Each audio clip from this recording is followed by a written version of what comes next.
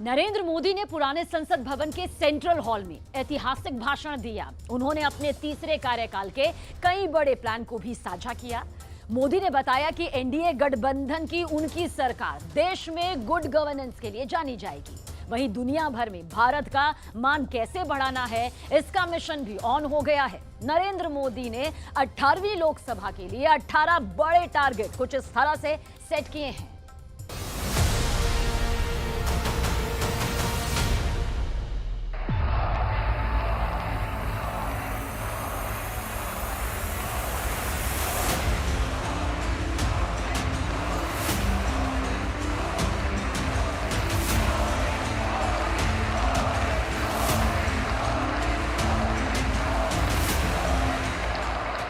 NDA, New India, Develop India, Aspirational India।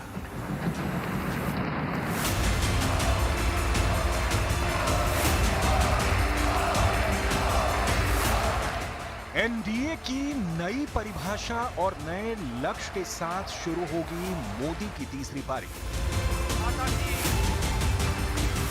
उनकी खींची हुई नई लकीर बड़ी है और बुलंद भी।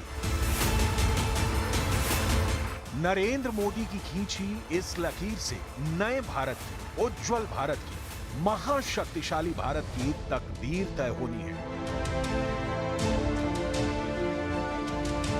भारत का भाग्य 5 साल मोदी नीति से तय होगा। लगातार तीसरी बार ताजपोशी से पहले नरेंद्र मोदी ने दुनिया को बता दिया है कि वो 5 साल में भारत को कहां से कहां ले जाएंगे, कैसे ले जाएंगे। नरेंद्र मोदी की तीसरी पारी अद्भुत होगी, अनोखी और अविश्वसनीय भी। सेंट्रल हॉल में मोदी की गर्जना ने यह साफ कर दिया कि नरेंद्र मोदी फ्री स्टाइल में फैसले करते रहेंगे। एनडीए के सभी घटक दलों की इसमें सर्वसम्मति होगी। एनडीए सरकार का तीसरा कार्यकाल मोदी की रखी परिपाटी पर चलेगा। पूरी दुनिया ये जानने को बेताब थी कि नरेंद्र मोदी गठबंधन सरकार में क्या करेंगे, तो उन्होंने संसद के सेंट्रल हॉल से इसी बेसब्री को खत्म किया है। 5 साल में मोदी पूरे करेंगे 18 संकल्प। मोदी का तीसरा टर्म।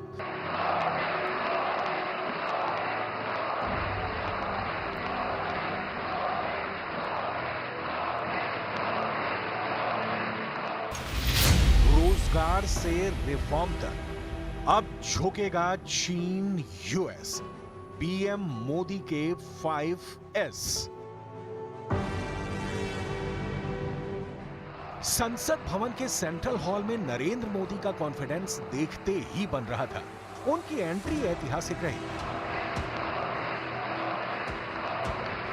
मोदी ने जब संविधान को सिर झुकाकर नमन किया तो उनके पहली बार संसद पहुंचने की तस्वीरें सबकी जेहन में कौंध गई। जब मोदी ने लोकतंत्र के मंदिर में दंडवत प्रणाम किया था, 10 साल पहले और आज की तस्वीरें जैसे मेल खाती हैं, वैसे ही नरेंद्र मोदी के इरादे भी जस के तस हैं।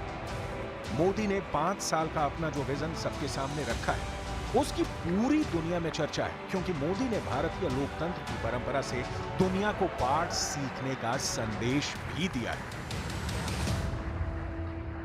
लेकिन हिंदुस्तान के इतने महान लोकतंत्र की ताकत देखिए कि एनडीए आज देश में 22 राज्यों में लोगों ने उनको सरकार बनाकर के सेवा करने का मौका दिया। हमारा ये अलायंस सच्चे अर्थ में भारत की असली जो स्पिरिट है। गठबंधन सरकार की मजबूती की गारंटी देते हुए नरेंद्र मोदी ने लोकतंत्र की समृद्धि का संकल्प दोहराया है। मोदी ने मिडिल क्लास के दुख दर्द से लेकर विकसित भारत का भी एक खाका सेंट्रल हॉल में दिखाया है। मैं बहुत जिम्मेवारी के साथ कह रहा हूं, अगले 10 साल में हम विकास का नया अध्याय लिखेंगे, गुड गवर्नेंस का नया अध्याय लिखेंगे, जनता जनार्दन की भागीदारी का नया अध्याय लिखेंगे और सब मिलकर के विकसित भारत के सपने को साकार करके रहेंगे। नरेंद्र मोदी टीम वर्क में यकीन करते हैं, सबकी सुनते हैं, सबके हित के लिए कदम उठाते हैं। थर्ड टर्म में मोदी के 18 संकल्प की लिस्ट बनी हुई है, जिससे भारत का फ्यूचर ब्राइट होगा। नरेंद्र मोदी सरकार तीसरे टर्म में संयुक्त राष्ट्र सुरक्षा परिषद में भारत के लिए स्थायी सीट हासिल करने के लिए पुरजोर आवाज उठाएगी। नरेंद्र मोदी की तीसरी पारी में दुनिया भर में दहशतगर्दी मचा रहे आतंकी संगठनों के खिलाफ विश्वव्यापी अभियान जारी रहेगा। नरेंद्र मोदी तीसरे टर्म में भी नेबर फर्स्ट पॉलिसी से पड़ोसी देशों समेत दुनिया के कई देशों का दिल जीतने का मिशन आगे बढ़ाएंगे। मोदी सरकार तीसरे कार्यकाल में भारत के व्यापारिक हितों बहुप्रतीक्षित IMEC की स्थापना की पहल भी शुरू करेगी। इस IMEC का पूरा नाम India middle east Europe economic corridor यानी भारत मध्य पूर्व यूरोप कॉरिडोर है। भारत से शुरू होकर व्यापार के मद्देनजर प्रमुख मध्य पूर्व के देशों से होते हुए ये गलियारा यूरोप को जाएगा, जिससे भारत से व्यापार में बेहद आसानी आ जाएगी। क्यों आज भारत दुनिया में विश्व के लिए एक नया मैन्युफैक्चरिंग हब के रूप में उभर रहा है। और जब हम मैन्युफैक्चरिंग हब कह रहे हैं तब सिर्फ इलेक्ट्रॉनिक गुड्स या सर्विसेज की मैं बात नहीं कर रहा हूं। मैं फूड प्रोसेसिंग में भी आज दुनिया में हम बहुत तेजी से आगे बढ़ रहे हैं और वो भारत के किसानों को बहुत बड़ी ताकत देने वाला है। उसी प्रकार से स्पेस हो, आर्टिफिशियल इंटेलिजेंस हो, स्टार्टअप्स की बात हो, स्किल जॉब अपॉर्चुनिटीज की बात हो, आज भारत बहुत तेजी से आगे बढ़ेगा, बढ़ रहा है, ये मेरा विश्वास है। विश्व बिरादरी में भारत की धाक जमाने के साथ मोदी का पूरा फोकस दुश्मन देशों पर नकेल डालने की रहेगी। नरेंद्र मोदी ने तीसरे टर्म में भारत हिंद प्रशांत क्षेत्र के देशों के साथ अपनी मजबूत साझेदारी निभाने के प्रयास को तेज करेंगे। दक्षिण एशिया में भारत को ग्लोबल साउथ की आवाज बनाने पर जोर देंगे। इसमें पीएम मोदी के 5S विजन भी होंगे, जिनमें सम्मान, सहयोग, शांति, समृद्धि और संवाद शामिल है। मोदी ये संकल्प भी दोहराते रहे हैं कि आने वाले समय में प्रवासी भारतीयों को भारत के पारस्परिक, सांस्कृतिक, आर्थिक रिश्तों को बढ़ाने में भागीदार बनाएंगे। Coalition for disaster infrastructure, one future alliance, ये सब ऐसे संगठन हैं जिनको अंतर्राष्ट्रीय स्तर पर पीएम मोदी मजबूत करने की कोशिश करेंगे। मकसद ये है कि आपदा की सूरत में जब जरूरत पड़े तो पूरा विश्व एकजुट हो और एक पुख्ता प्लेटफॉर्म तैयार हो। एक तरफ भारत को दुनिया का पावर मैनेजमेंट बनाने का विजन है, तो दूसरी तरफ उनकी परवाह जिनकी जिंदगी मुफलिसी की मारी है। मोदी के संकल्प में टॉप पर आदिवासियों के कल्याण के काम हैं।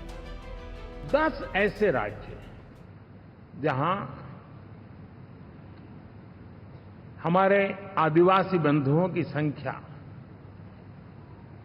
प्रभावी रूप से है, निर्णायक रूप से है, जहां इस आबादी आदिवासियों की ज्यादा है, ऐसे 10 राज्यों में से 7 राज्यों में एनडीए सेवा कर रहा है। मोदी के तीसरे कार्यकाल में डिजिटल इंडिया का विस्तार भी दुनिया देखेगी। प्रधानमंत्री मोदी डिजिटल क्रांति से पड़ोसी और दूसरे देशों को भी जोड़ने का मिशन ऑन रखेंगे। भारत के हितों को आगे बढ़ाने के लिए मोदी डिप्लोमेट्स का विस्तार कर एक नेटवर्क तैयार कर दूर के देशों में भी भारत का संपर्क बढ़ाने का प्लान बना चुके हैं। मोदी तीसरी पारी में प्राचीन शास्त्रीय भाषाओं को विश्व भर में फैलाने का अभियान भी चलाएंगे। भारत से बाहर के देशों में ले जाई गई भारतीय मूर्तियों और कलाकृतियों की वापसी के प्रयास पहले की तरह जारी रहेंगे। इसके साथ ही मोदी सरकार भारतीय संस्कृति की शिक्षा के प्रसार के लिए सांस्कृतिक केंद्रों की स्थापना का प्रयास भी जारी रखेगी। मतलब ये कि मोदी का लक्ष्य तय है, लक्ष्य तक पहुंचने की राह उन्होंने बना ली है। इस राह पर चलना आसान भले ना हो, लेकिन नामुमकिन को मुमकिन बनाने का हुनर नरेंद्र मोदी रखते हैं। तभी तो बीते 10 सालों के काम को नरेंद्र मोदी महज ट्रेलर बताते हैं। पहले भी कहा था कि जो 10 वर्ष हमने काम किया है वो तो ट्रेलर है,